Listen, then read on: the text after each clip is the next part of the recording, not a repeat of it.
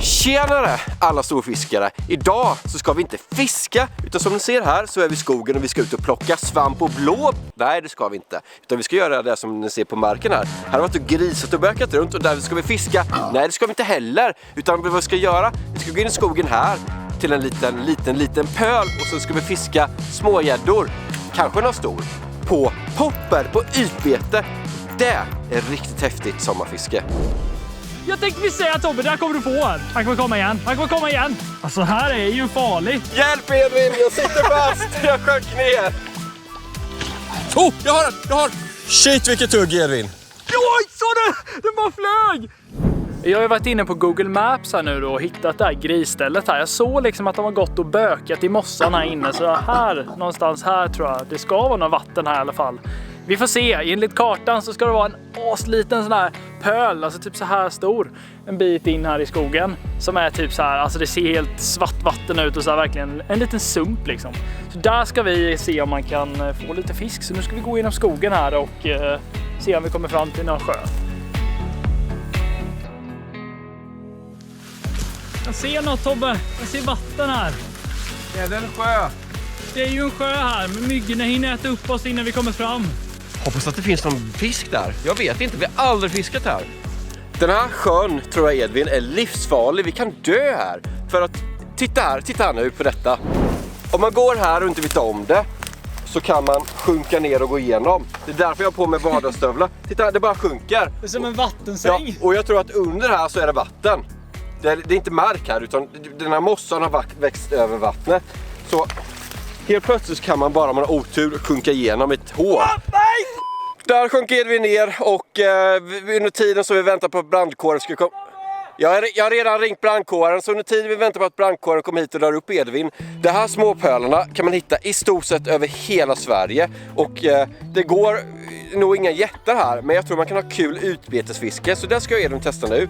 Och sjöar som den här så kan gäddorna stå under kanten eller precis vid land här. Och vid näckrosorna. Så det man gör, man kastar inte i mitten när man ska köra popper, utan man kastar jäms med kanten och där man ser växtligheter. Så det vill bara gå runt. Och ett annat tips också, det är att inte fiska för länge på samma ställe, utan verkligen gå runt och söka av och vandra hela tiden för att hitta var gäddorna står. Speciellt när du inte fiskat sån här sjö tidigare. Jag börjar med en sån här, det är en choppo som är 9 cm lång. Och när man kastar ut den och sen så går motorn där bak så går det bara blub, blub, blub, blub, blub, blub, blub. Och det har jag märkt inte superbra för abborre. Men gädda, de verkligen kommer kasta sig över detta. Så jag tror inte det kommer ta lång tid innan vi får fisk. Om det nu ens finns fisk i den här pölen, det är ju frågetecken. Sådär ja, nu har brandkåren varit och hjälpt mig upp ifrån sumpen. Så nu är vi på gång här. Nu ska vi börja fiska här Tobbe. Det är så mycket myggor här. Jag tror att jag kommer inte ens hinna börja fiska innan myggorna bara smackar till slackhugg i min nacke typ. Alltså det är helt sjukt. Men jag kommer börja med den här i alla fall. En Berkley G-Walker. Ett sånt här walk the dog-bete som är lite mer jerk fast på ytan kan man säga. Så får Tobbe prova med den här ploppen, så kör vi lite olika för att söka av om det ens finns fisk. Alltså här är ju farligt. Man får ju se upp vad man sätter fötterna här. Men nu kommer jag ta en Tobbe, så hämta hoven. Spring till bilen Tobbe. Jag kommer ta en redan innan du hinner kasta ut. Plopp, plopp, plopp. Oh, jag har den! Jag har! Ja! Jo! Nej, jag har den! Det kommer... Jäklar! Jag sa ju det Edvin, att jag kommer få fisk innan du ens hinner kasta ut. Nej, Tobbe, fusk! Och den var... Den gris. Det var lika stora som... Den biggest! Hova, ta hopp. Jag kan inte. Snälla, du, det där är typ den sumpigaste gäddan jag har sett. Vet ni vad det här är? Det är den första gäddan och största som jag fått på popper det här året. Eller rätt inga popper, det är ytbeten. Popper är en sån som skvätter vatten. Men först... den är helt svart. Ja, den är cool. Titta vilken fin. Så den här sjön hade en gädda, då vet vi det. Check. Det är kul att utforska såna här nya vatten så här alltså. Du tar för sig på iden och sen så ser vi om vi kan få något till här. För det här kugget var himla coolt även om det bara var en sån här liten gädda.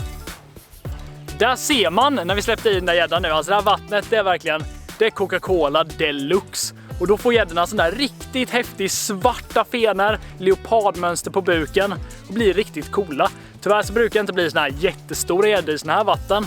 Men här kan man fiska och ha ett riktigt skojfiske, som nu med utbeten. Gick det igenom? Vad händer, Tobbe? Hjälp Edvin, jag sitter fast! Jag sjönk ner! Alltså, tänk om jag hade gjort det! Alltså, jag bara stövlar! Det är till midjan! Jag kommer... Det är seriöst, det är bottenlöst. Jag känner inte botten. Skojar bara, du får sitta fast där. Jag sjunker bara längre och längre ner. Nej, seriöst. Det är som kvicksand, ju mer jag kämpar desto längre ner. Om jag gör så här då så kommer jag nog komma upp. Nej, du går åka armen ner typ. Ja, men det gör ju det. Du har fastnat i baksug där, Tobbe. Alltså, nu är jag nära land här, så det är okej för jag kan inte ta tag i land. Men hade jag varit mitt ute där så hade det nog på riktigt varit jobbigt att komma upp. Där ser ni ska inte gå ut i såna små sumpölar ensamma. För det är faktiskt farligt. Alltså, nu kom ju du upp där, men du kunde lika väl bara åkt under alltså. Det kunde jag verkligen. Och jag har ju stövlar så jag kommer ju bli ett sumpig om jag åker ner sådär. Nej Tobbe, nu får man vara försiktig här. Nu när vi fiskar av en sån här liten sjö så går vi omlott. Så nu står Edvin och kastar där typ 30 meter upp. Då går jag istället för att gå 30 meter upp så går jag kanske 60 meter upp. Så vi inte kastar på varandra. Perfekt ställe att stå på. Och den här viken ser himla fin ut. Det är en böj här och det är mycket näckrosor. Så jag tror att det kan stå en och annan gädda här. Så står gäddorna nu och precis in till näckrosorna så kommer de höra den och gå ut och ta den.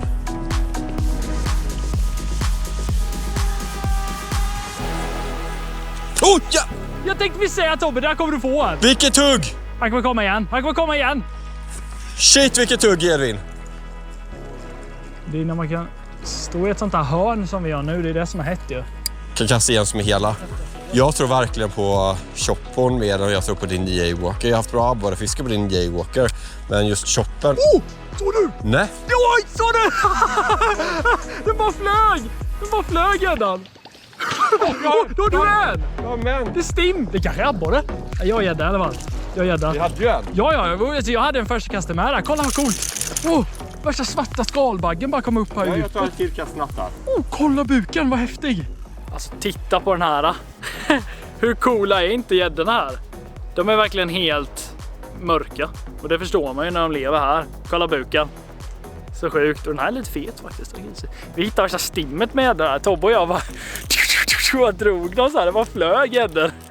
Helt sjukt. Man kan tro att det var abborre ett tag där. Det är stim av gädda i den här lilla dammen här inne alltså. Det var inte bara din choppo som funkar, Tobbe. De vill ha den här Jaywalker också. Alla vill gå ut med hunden liksom. Till och med gäddor.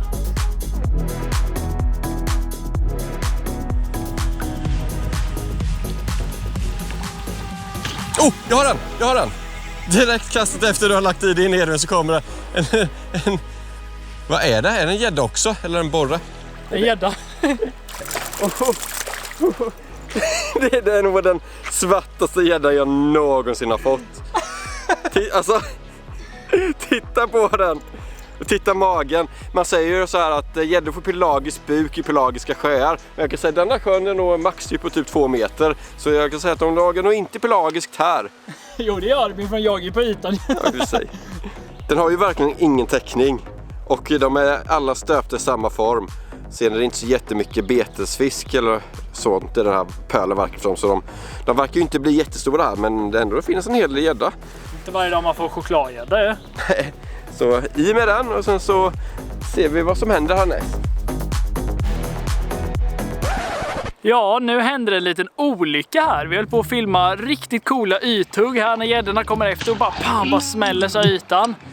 Och sen kom det ett träd i vägen och våran kompis drönaren, han gick lite bananas där uppe i löven och sen dök han ner i djupet. Så ja, den här pölen i skogen fick en drönare mer och vi fick en mindre.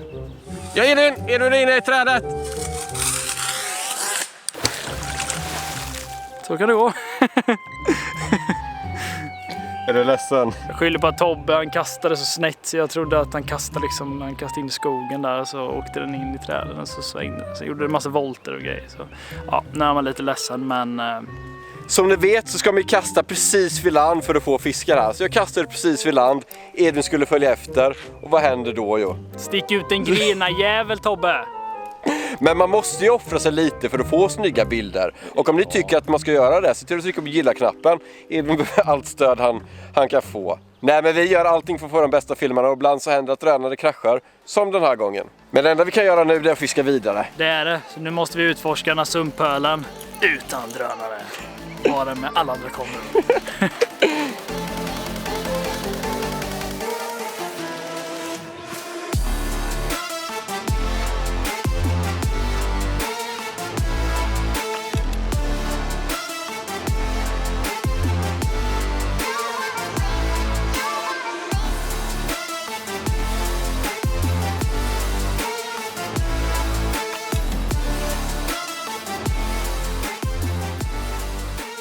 Vad jag har märkt är riktigt effektivt om man vill ha många gäddor. Det är inte stå kvar på samma ställe hela tiden. Så nu har vi gått runt hela sjön, fiskat precis vid kanten och ändå fått 7-8 gäddor. Men nu är den här sjön avfiskad och bara typ 200-300 meter rakt in i skogen så finns det en sjö som ser ungefär likadan ut. Så den går vi och testar nu, för än är det inte mörkt än och på kvällen blir det bara bättre och bättre popparfiske. Så nu börjar vi svampresan här. Nu ska vi gå och jaga riktiga grisar och hitta bökmarken i skogen. Jag vill inte ha svamp, Edvin. Jag vill plocka blåbär. Men jag vill ju ha vildsvin, jag vill ha gris. Jag vill ha kanta gris.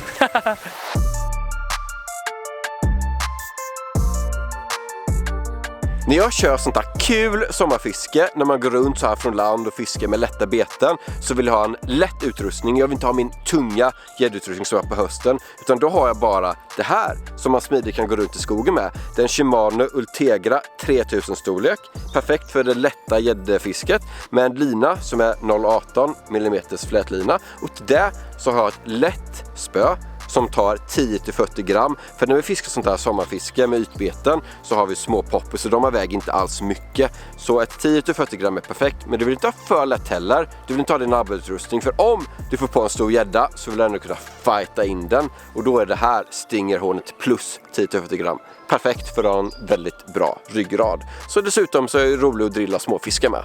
Den här lilla sumppölen som vi är vid nu, den är mycket mindre, mycket mer växtlighet.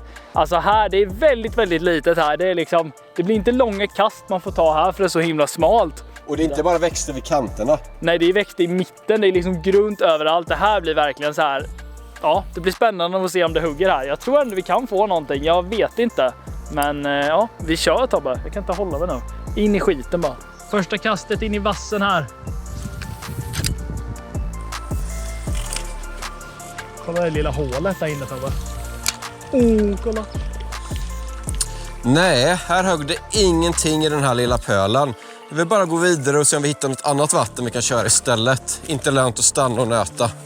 Inte en enda fisk i den här lilla regnpölen. Men den hetaste tiden på dygnet för ytfiske har inte kommit än. Så vi har fortfarande tid, klockan är 8:30, för att testa en sista sjö. Och vi måste skynda oss, för det är inte mycket tid kvar. Så Edvin, spring nu! Men varför står du stilla där? Spring! Jag vet inte. Spring!